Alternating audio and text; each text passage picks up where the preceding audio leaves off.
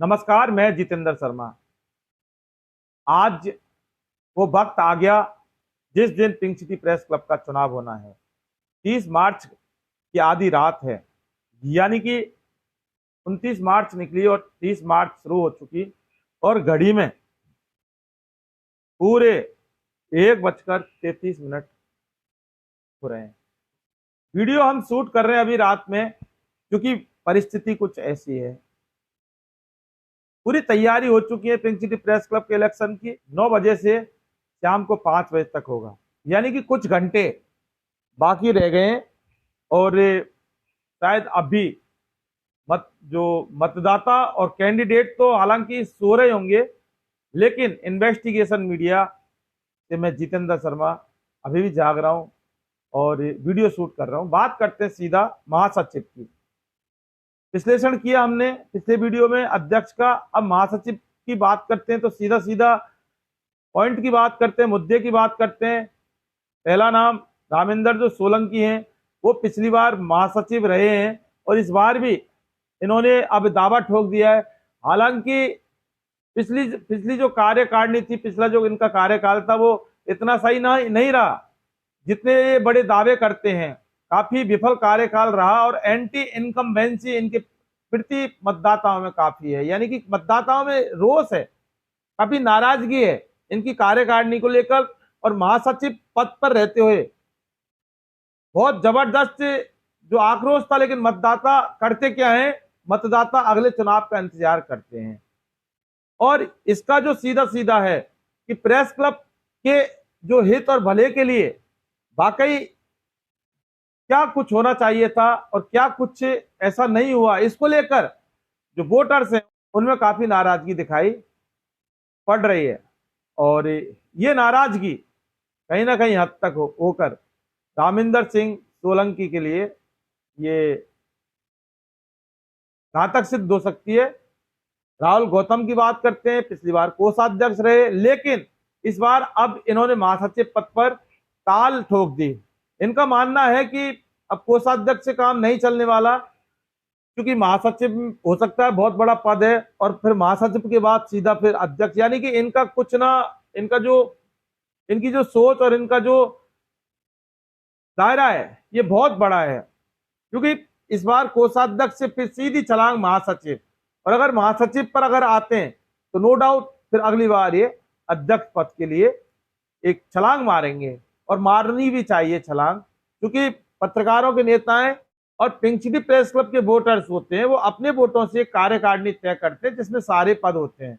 और इस लोकतंत्र चुनाव लड़ने का अधिकार है। प्लान कुछ और ही है राहुल गौतम का, और मजोए दिग्गज यानी कि पूरी तरह से राजनीतिक व्यक्ति हैं और राजनीति में काफी पकड़ है और मतदाताओं में काफी अच्छी पकड़ है। लेकिन सवाल यह है कि अब इनका यही कहना है कि महासचिव बना दो, बाकी उसके बाद पिंक सिटी प्रेस क्लब के लिए इतना काम किया जाएगा कि जिंदगी में और इतिहास में कभी नहीं हुआ। लेकिन सवाल ये भी अब भी मतदाताओं में हो रहा है कि भाई आप महासचिव पर आने के बाद तो बहुत सारा काम कर दोगे, यानी कि इतना काम कर दोगे जो कभी नहीं हुआ। लेकिन सवाल यह कि पिछली बार जब कोषाध्यक्ष पद पर आप रहे तो आपने क्या काम किया, लेकिन इसका कोई जवाब अब किसी के पास नहीं है। और यही जो चीज है ये राहुल गौतम को काफी भारी पड़ सकती है, क्योंकि चुनाव लड़ना था तो लड़ लेना चाहिए था राज्यबाजी चुपचाप में रह के। लेकिन इतने बड़े बड़े जो बखान किए कि मैं ये भी करूंगा, यानी पूरी फेरिस्त है। अभी इतना टाइम नहीं मेरे पास बताने को, वो फेरिस्त पढ़ेंगे तो आप भी सोचेंगे। लेकिन ये फेरिस्त जो इन्होंने पूरी तरह से चस्पा कर दी गई पत्रकारों कि मतदाताओं के दिल और दिमाग में कि मैं ये करूंगा, तो फिर सवाल ये खड़े होते हैं कि आप जब वहां थे कोषाध्यक्ष थे तो आपने क्या किया। तो ये एक बहुत बड़ा कहीं ना कहीं होकर खामियाजा इसका भुगतना पड़ सकता है। मुकेश चौधरी की बात की जाए, ये तीसरे कैंडिडेट हैं, पूर्व महासचिव कई बार रह चुके हैं और विवादित जब ये रहे तो उसके बाद इनका जो विवाद है सीधा कोर्ट में पहुंचा, यानी कि जो इनकी सदस्यता पिंक सिटी प्रेस क्लब की सीधी कोर्ट में पहुंच गई थी। फिर कोर्ट से ये बहाली इनकी हुई और इसके बाद मजहूर नेता तो हैं, लेकिन अब काफी गैप हो गया, और जब गैप होने के बाद काफी दिक्कतें आ जाती हैं। कहते हैं ना कि एक तो जो फ्लो चल रहा होता है राजनीति का, तो वोटर भी यही होते हैं और मतदाता भी यही होते हैं और पिंक सिटी प्रेस क्लब भी यही होता है। फिर 1 साल के बाद फिर 1 साल भी यही होती है। लेकिन जब भी मुकेश चौधरी कई साल पहले महासचिव रहे, उसके बाद फिर काफी गैप होने के बाद भी अब वापस जब इन्होंने एंट्री की है, तो इस एंट्री में इनका कितना नुकसान होगा ये वो वक्त बताएगा। हो सकता है मेरी पॉसिबल, हम कोई सटीक भविष्यवाणी नहीं कर रहे, लेकिन जो एक आकलन होता है और जैसा वोटर्स के बीच में रहकर जो ग्राउंड पे जो चीजें सामने आती हैं, हम सिर्फ उसी आधार पर बात करते हैं। बाकी थोड़ा बहुत हमारा भी हम दिमाग लगाते हैं, क्योंकि पत्रकार जो ठहरे।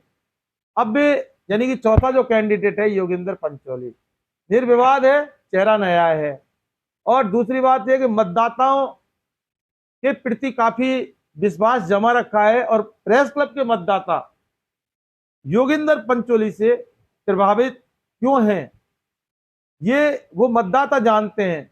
लेकिन अगर नए चेहरा बनकर योगेंद्र पंचौली अगर अपने पद पर जीत कर आते हैं, तो वाकई इनको पिंक सिटी प्रेस क्लब का तो विकास करना होगा। जनता जो प्रेस क्लब की जनता है, यानी प्रेस क्लब के जो वोटर्स हैं, वो यही चाहते हैं कि अगर चेहरा नया होता है तो फिर उसको कुछ ना कुछ काम प्रेस क्लब के हित और प्रेस क्लब के और पत्रकारों के विकास के लिए बिल्कुल करना पड़ेगा। और यही कारण है कि कहीं ना कहीं होकर कुछ ना कुछ जो साठगांठ मतदाताओं के दिल में और दिमाग में जो इस वक्त जो बैठी हुई है योगेंद्र पंचौली को लेकर कुछ हद तक बैठी हुई है, इससे इनकार नहीं किया जा सकता। वाकई जब वोट पड़ेंगे और मतपेटी खुलेगी, उसके बाद ही पता लगेगा कि महासचिव पिंक सिटी प्रेस क्लब का आखिर कौन होगा। दोस्तों फिलहाल के लिए बस इतना ही। आपने अगर हमारा चैनल सब्सक्राइब नहीं किया तो कर लें, और नीचे जो बेल आइकन जो घंटी है उसको जरूर दबाइए, जिससे कि हमारे आगे आने वाले वीडियो की नोटिफिकेशन आपको तुरंत मिल सके। फिलहाल के लिए बस इजाजत दीजिए, नमस्कार।